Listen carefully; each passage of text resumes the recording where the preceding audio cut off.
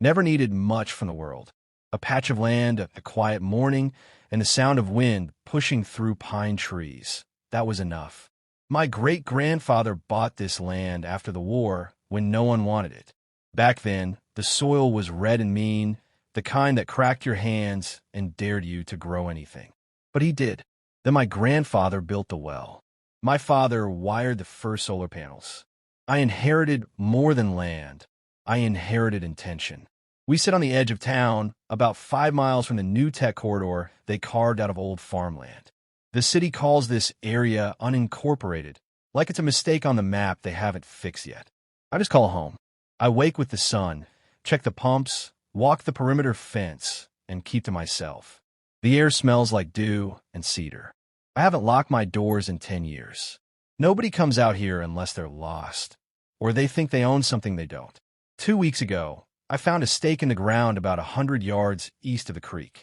Neon pink ribbon fluttering like it had every right to be there. Survey marker. I pulled it up, tossed it in the burn barrel, and figured someone's GPS had been off. Harmless enough. But then another showed up, and then 6 more. I called the county office. Routine resurveying, they told me. Part of the regional zoning alignment for growth accommodation. That's a mouthful of nothing. They said my deed was on file. Everything was secure. I didn't believe them, but I'm not the kind to panic early. The town's changed over the last decade. What used to be rows of modest ranch homes and cinder block churches is now all gated neighborhoods with names like Whispering Oaks and Silver Hollow. Most of the old families moved out or got priced out. The new folks drive electric cars, walk their dogs in matching vests, and make real sure the only colors in the neighborhood are found on their mailboxes. I don't look like them, not exactly. My mother was black, my father white, and my skin sits somewhere in the in-between. That's enough for the HOA types to tilt their heads when they see me at the gas station, wondering which category I belong to. They built a dog park before they built a library. That told me everything I needed to know. Still, I stayed out here quiet and invisible. Let them have their curated lives with matching shutters and quarterly landscaping fines. My land didn't need polishing. It just needed respect. But the pink flags kept coming. And now they've started digging. The piece started unraveling on a Tuesday. I remember because I was fixing a cracked pipe by the greenhouse when a rumble of tires pulled up the drive, too smooth and slow to be lost, too confident to be casual. A white SUV, spotless even on my dirt road. Chrome logo on the side. Altura Living Developments. The guy who stepped out had a tan like he paid for it, not earned it. Clipboard in hand, a little smirk already fixed on his face. "Hey there," he called like we were old friends. "You the property manager?" "No," I said. "I'm the property." He blinked, didn't quite follow. "I own the land," I clarified. He hesitated, then recovered with that plastic laugh. "Ah, gotcha. Great. So, you probably know about the Phase 2 development coming in on this parcel." I just looked at him. That pause told him everything he needed to know, but he plowed ahead anyway. "We're expanding Whispering Heights, luxury eco-homes. We've got the plats, zoning greenlit, environmental impact cleared. Just the usual. You should have gotten the notices." I didn't get any notices. He handed me a manila envelope, the kind filled with maps and pre-approved outcomes. I didn't take it. "You're on my land," I said evenly. He smiled like I told a joke. There's actually been a bit of a boundary readjustment. Totally above board.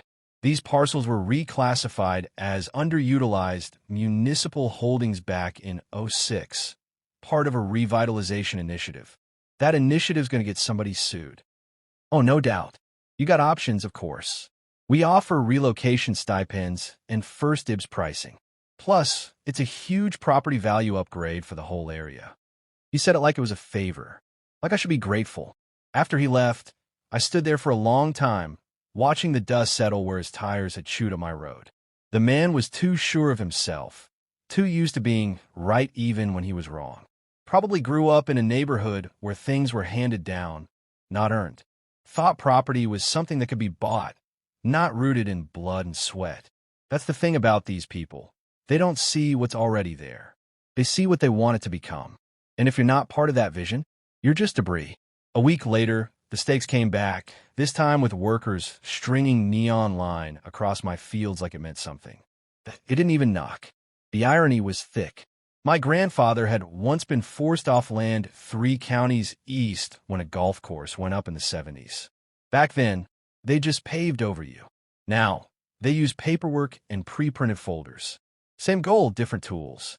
I went into the shed that night and turned on the floodlight. Not because I needed to see, but because I wanted them to know I was watching. They thought they could erase me quietly. But I've never been easy to bury. I kept to my routines, even as their boots tracked deeper into my soil. Wake at dawn. Check the well. Walk the creek's edge. Keep the fences mended. That last one was getting harder. Every time I fixed a post, some machine operator knocked it down again, claiming it was in the way. In the way of what, exactly? My land hadn't moved. The lines they drew just didn't respect what already existed. The air had changed too. Not just the diesel stink of machines or the drone of nail guns. Something quieter, heavier. Attention, like the trees knew they were next. They started building in clusters, throwing up prefabs like they were playing a game on easy mode. Beige siding, black trim, artificial stone facades. All designed to look unique, all exactly the same. Cookie-cutter sprawl masquerading as taste. The people followed just as fast. U-Haul trucks lining the new pavement. Smiling families in performance, fleece waving like we shared something. They brought dogs with names like Finn and Luna. They wore those techie sunglasses that made everyone look like a mannequin. At first, they were polite in that thin, brittle way, waving from afar, asking if I was the caretaker. A few hinted at hiring me to mow their yards or help with irrigation, thinking I was a relic that came with the land, like an old barn. Then came the signs. Literally. HOA rules. No RVs. No open fires. No clotheslines. No yard art. No cultural flags. The last one stung more than I let on. I'd flown my mother's Juneteenth banner from my porch for years, hand-stitched, crimson and blue, barely hanging on by now. A new neighbor, pale as printer paper, had the gall to call it divisive. Said it made people uncomfortable. This community values unity, she smiled, holding a tray of gluten-free cookies like a peace offering. We're trying to create a space where everyone feels welcome. Everyone but me. I told her the truth. I was here before your house had a driveway. She didn't come back. Then they built a fence, not around a yard, but around their entire development. It cut straight through one of the old deer trails, blocked off a tributary that fed the lower pasture, and funneled runoff down into my field. No environmental permits. No courtesy call. Just concrete and arrogance. And the creek began to rise. It wasn't much. Just a few inches above normal. But I noticed. Water, after all, is patient. It doesn't crash. It creeps. It remembers the old routes, even when men forget. That night, I opened the drawer in my workshop. Inside, blueprints, elevation maps, and something older, my grandfather's notes on the original aquifer channels, long since buried. If they were going to test the land's memory, I figured it was only fair I helped it remember. I've always believed land has a memory. You walk it long enough, touch it with respect, it begins to speak to you. It tells you where it's hurting, where it's shifting beneath the surface. And lately, mine's been whispering more than usual. The frogs are back early this year. A whole choir of them singing after sunset, louder than I've heard in a decade. That tells me the water table's rising. The ground's saturated, and the storms haven't even started yet. The new construction upstream hasn't made any allowances for drainage. They just paved over nature and crossed their fingers. Most of the new residents don't know what a watershed is, or why the soil here turns slick and angry when the rains come. They don't know this land like I do, how it breathes, how it holds a grudge. One morning, I found a teenager cutting across my pasture on a motorized scooter.